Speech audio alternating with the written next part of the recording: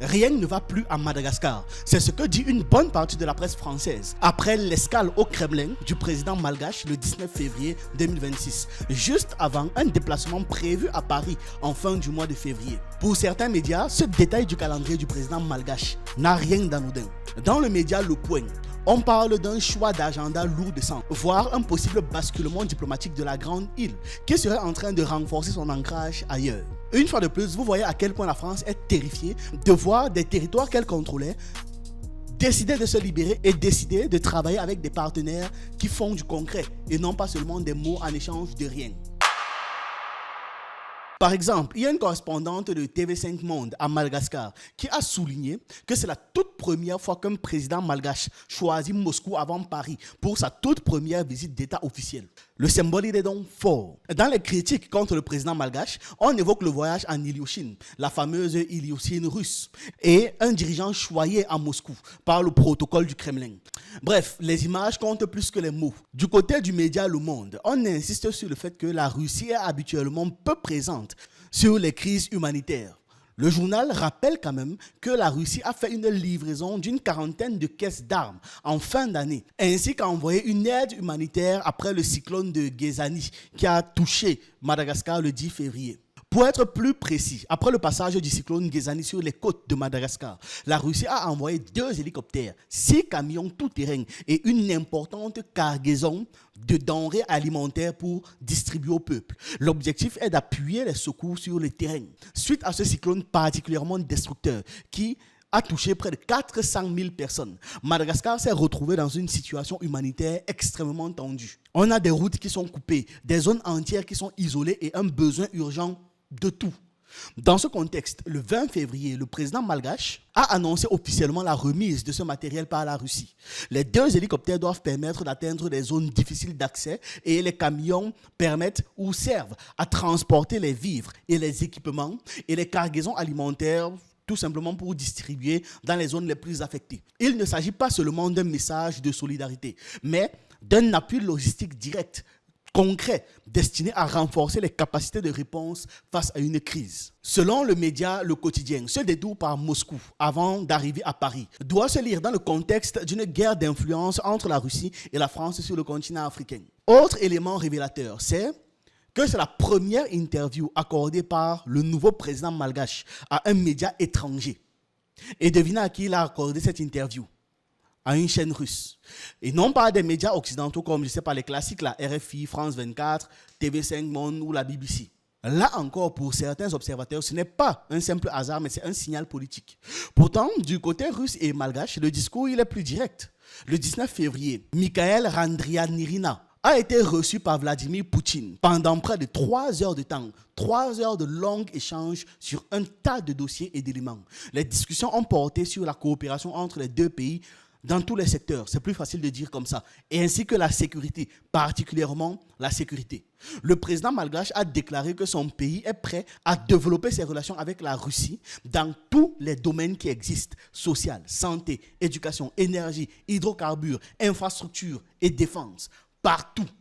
Vladimir Poutine, de son côté, a qualifié Madagascar de grand partenaire de la Russie en Afrique. Vous comprenez que le ton, il est clair. Il ne s'agit pas d'un simple passage diplomatique, mais d'un approfondissement des relations officialisées à l'international. Cette séquence intervient dans un contexte plus large. La France a perdu du terrain en Afrique ces dernières années. Le retrait des forces françaises de plusieurs pays du Sahel, après les tensions avec certaines capitales, à la suite de différents coups d'État souverainistes, a marqué donc un tournant clair. Pour certaines personnes à Paris, l'Afrique reste une zone d'influence historique. Ils ne veulent pas lâcher ça. Mais sur le terrain, la réalité évolue, et vite, et c'est très bien. L'actuel président malgache est arrivé au pouvoir en octobre 2025, pour ceux qui ont oublié, à la suite d'une vague de manifestations populaires qui a traversé Madagascar.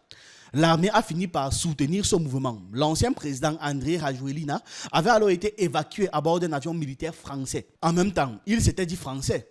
Voilà. La radio publique française évoquait même un accord entre le président Emmanuel Macron pour permettre l'exfiltration de l'ancien président là. En tout cas, dans ce contexte, la visite à Moscou prend forcément une dimension politique. Donc, est-ce que c'est un véritable basculement stratégique ou simplement une diversification de ces partenariats? Difficile à dire pour l'instant. Et on sait que les choses avancent d'une manière pertinente. Ce qui est sûr, c'est que Madagascar envoie un message. Ce qui est bien dans le jeu de puissance, c'est que même l'ordre d'escale peut devenir un signal diplomatique. Et c'est ça qui est intéressant. Parce que là, Madagascar vient de passer un message qui est très important. En tout cas, je vous laisse avec l'interview. Nous nous trouvons à Moscou, donc ma première question est quel est le but de votre déplacement dans la capitale russe? La délégation malgache est ici, comme je l'affirme tous les jours, pour réaffirmer l'idée que dorénavant, Madagascar est ouvert à tous les pays du monde, en particulier aux pays avec qui le peuple malgache peut espérer des avantages. C'est le but de notre venue ici, élaborer une coopération avec le gouvernement russe.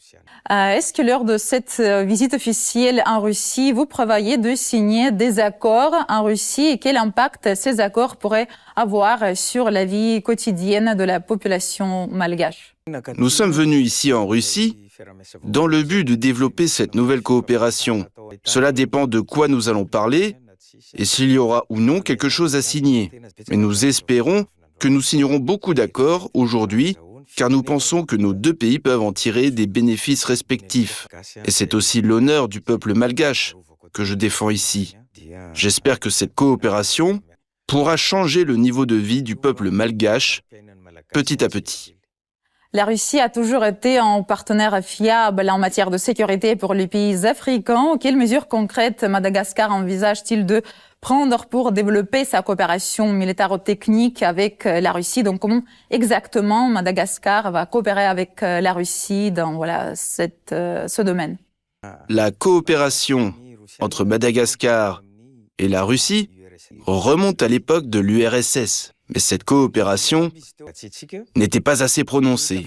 L'armée malgache n'utilise que des armements russes depuis toujours. Nous pensons renouveler ces armements et augmenter l'efficacité de l'armée malgache en coopérant avec l'armée russe. Monsieur le Président, Madagascar vient de subir de chocs climatiques. Je parle bien sûr des cyclones Fitia et Josani. Ce dernier a particulièrement ravagé Tamatave et sa région avec un bilan national qui s'alourdit de jour en jour. Au-delà de l'urgence humanitaire, comment l'État malgache organise-t-il la réponse à cette crise à l'échelle nationale? Le pays de Madagascar, en tant qu'île, est habitué à ce genre de cyclone tous les ans. Effectivement, le cyclone Gizani, pour confirmer ce que vous venez de dire, a été intense. Nous avons subi beaucoup de dégâts à cause de ce cyclone, mais nous avons des moyens pour gérer ce genre d'événements, comme le Bureau national de gestion des risques et des catastrophes. Malheureusement, il est difficile pour le gouvernement de faire face à ce genre de danger climatique qui touche la population malgache, de reconstruire ainsi que de répondre aux besoins du peuple malgache après ces événements tragiques. C'est pour cela que nous avons discuté avec des organisations internationales et des pays comme la Russie, qui va nous aider prochainement, afin de faire face à cette situation. C'est ce qu'on envisage pour y faire face.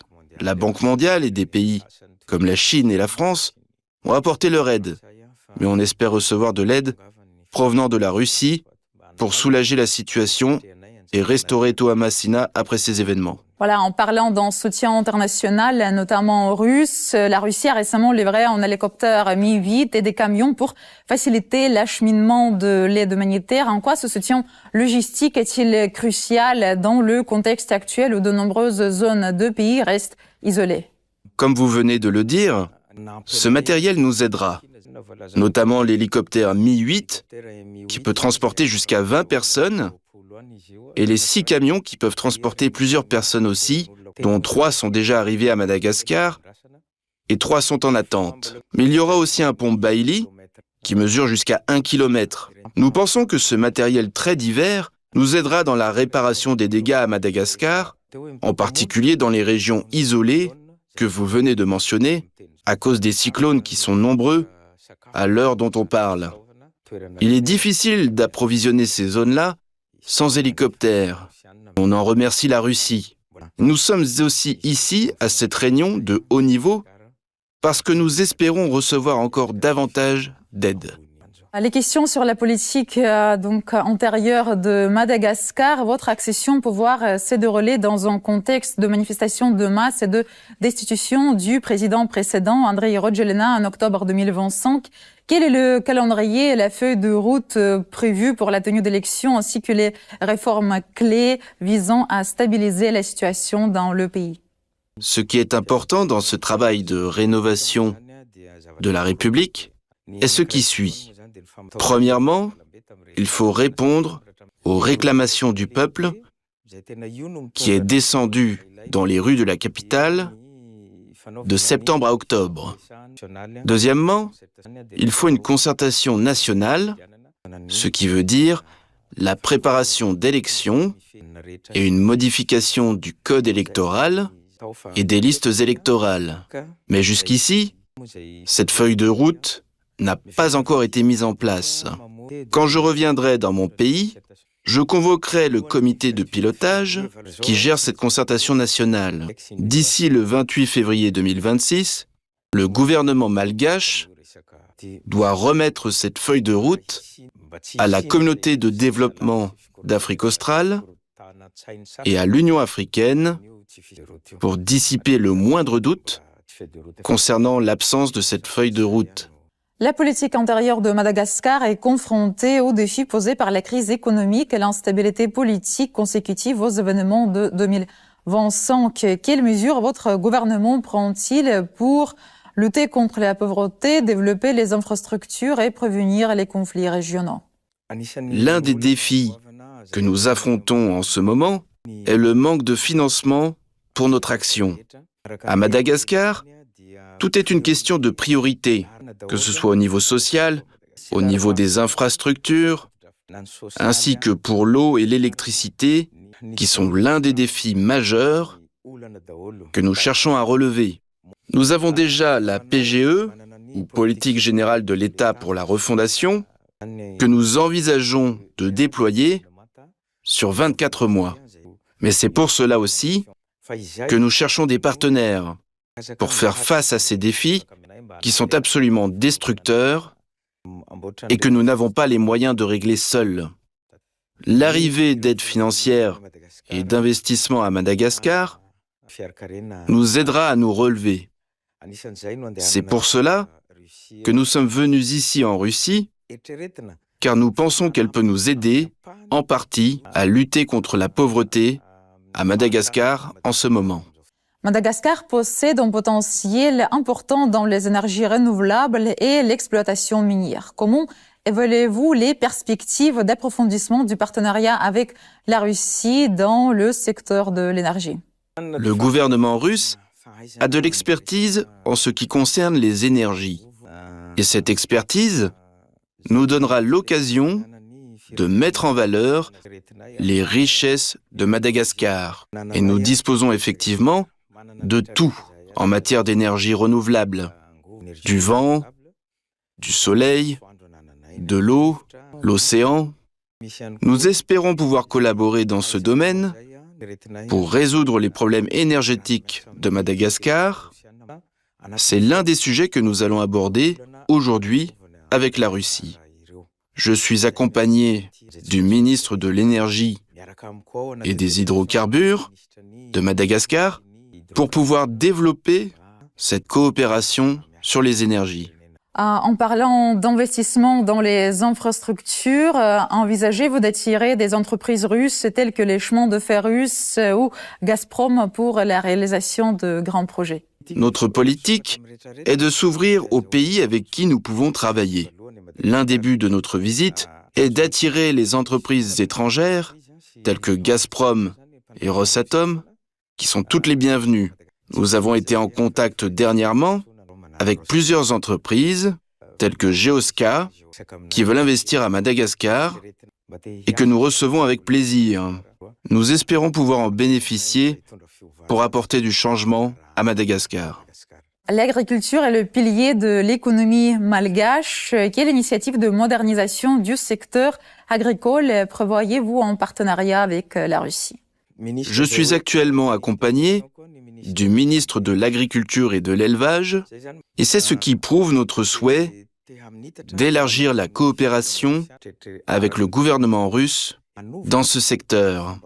Nous pensons que cette collaboration pourrait améliorer les méthodes de travail à Madagascar. Il existe en ce moment à Madagascar une coopération avec le gouvernement russe, mais nous souhaitons la développer. Le but de ma gouvernance est de lutter contre la sous-alimentation. À Madagascar, nous avons des agriculteurs qui représentent 75 à 80% de la population malgache à la campagne. Nous croyons que le développement de ce secteur est l'un des avantages que nous espérons apporter pour lutter contre la pauvreté et élever le niveau de vie des Malgaches, et ce avec l'aide du gouvernement russe.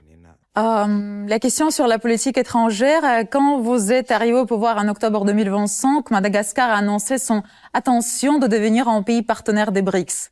Pourquoi une telle volonté, pourquoi cette envie de coopérer avec cette alliance?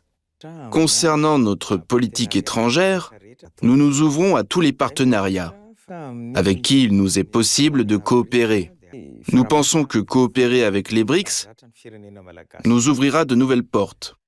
Il y a des coopérations que nous pensons obtenir avec les BRICS et nous pensons en tirer des résultats. C'est pour cela que nous sommes ici en Russie pour obtenir un soutien sur ce projet. Tout au long de notre entretien, vous parlez de votre volonté de coopérer avec la Russie, le fait que vous êtes arrivé à Moscou et vous allez bientôt rencontrer Vladimir Poutine en témoigne bien sûr. Et cette volonté de coopérer avec la Russie a suscité une vive réaction de la part des pays occidentaux. Quelles sont vos priorités en matière de politique étrangère pour l'année 2026 ou pour les années à venir? Je voudrais réaffirmer que nous désirons travailler avec tous les pays. C'est une décision qui a été prise par le peuple durant les luttes des mois de septembre et octobre. Jusqu'ici, nous n'avons pas de réaction négative venant de l'Occident. Et d'ailleurs, nous continuons de coopérer. Quand le CAPSAT a accédé au pouvoir, c'est le gouvernement russe qui est venu vers nous. Et nous espérons que cette coopération pourra se renforcer et continuer. Croyez-vous que de nos jours, avoir une coopération égale avec la Russie et les pays occidentaux, c'est possible dans le contexte actuel? Nous, les Malgaches, nous pensons que c'est possible. C'est ce que nous pensons. Les Malgaches sont un peuple de paix. Nous sommes accueillants. Jusqu'à ce jour, nous n'excluons aucun pays. S'il est possible de coopérer avec un pays, nous ouvrons toujours nos portes. Cela ne devrait pas nous poser de problème personnellement, parce que Madagascar est ouvert à tous les pays du monde et tous les pays peuvent coopérer avec nous. Il n'y a pas très longtemps, donc, le service de renseignement extérieur russe a publié un rapport selon lequel Emmanuel Macron veut avoir une revanche en Afrique. Et selon donc ce rapport, il s'agit d'un complot français visant à vous destituer de la présidence de Madagascar et à rétablir un régime pro-Paris dans le cadre d'une campagne plus vaste de représailles politiques en Afrique. Qu'est-ce que vous en pensez? Est-ce que vous avez entendu parler de ce rapport? Ce que vous dites, je l'ai entendu sur les réseaux sociaux. Je n'ai pas reçu de rapport précis à propos de cela.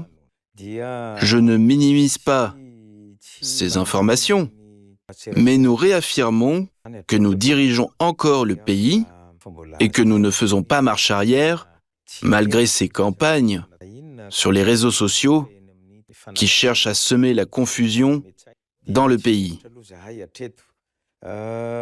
Effectivement, la semaine prochaine, je vais avoir une réunion avec le gouvernement français et nous verrons ce que cela donne. Mais comme je l'ai dit, nous sommes prêts à travailler avec tous les pays et le choix de travailler avec le gouvernement russe est un choix défini et nous ne ferons pas marche arrière. C'était pas l'information des réseaux sociaux, c'était l'information du service de renseignement extérieur russe. Voilà, c'était un rapport qui a été publié il y a 2 semaines. C'est juste pour préciser que je ne vais pas citer l'information des réseaux sociaux. Je n'ai pas reçu de lettre officielle à ce sujet, mais j'ai trouvé ces informations sur les réseaux sociaux. Comme je l'ai dit, je ne minimise pas ces informations. Le gouvernement que je dirige est toujours attentif. Je suis ici et je ne tolère aucune confusion venant de l'extérieur. Ma dernière question, c'est notre chaîne RT en français. C'est déjà la 2e fois que nous enregistrons l'interview avec vous. À la fin de l'année dernière, notre équipe donc est arrivée à Madagascar pour être la première chaîne internationale pour vous interviewer. Et par exemple, une question sur la liberté d'expression. Notre chaîne RT en français est bloquée sur le territoire de l'Union européenne à cause des sanctions, donc après le début de l'opération militaire spéciale. Hier, Emmanuel Macron a déclaré, en parlant d'Internet, elle a parlé d'Internet, mais elle a fait une déclaration suivante, je cite, « La liberté d'expression est une connerie totale ». Pourquoi c'est important d'avoir cette liberté d'expression si nous parlons des médias, par exemple, de nos jours au XXIe siècle? Et voilà, une question sur notre chaîne. Pourquoi c'est important de donner la parole à notre chaîne RT en français, par exemple? L'un des efforts du gouvernement que je dirige concerne aussi la liberté d'expression. Comme vous le voyez, nous n'avons arrêté personne souhaitant s'exprimer dans les rues, à l'exception de ceux qui visent à troubler l'ordre public. Nous, à Madagascar, nous pensons que cette liberté d'expression nous aide à nous améliorer et à nous guider vers le changement. Donc, si RT veut travailler à Madagascar, vous êtes les bienvenus. Voilà, c'était tout pour cette vidéo. Dites-moi ce que vous en pensez en commentaire. J'attends vos avis, vos analyses et on se retrouve une prochaine fois.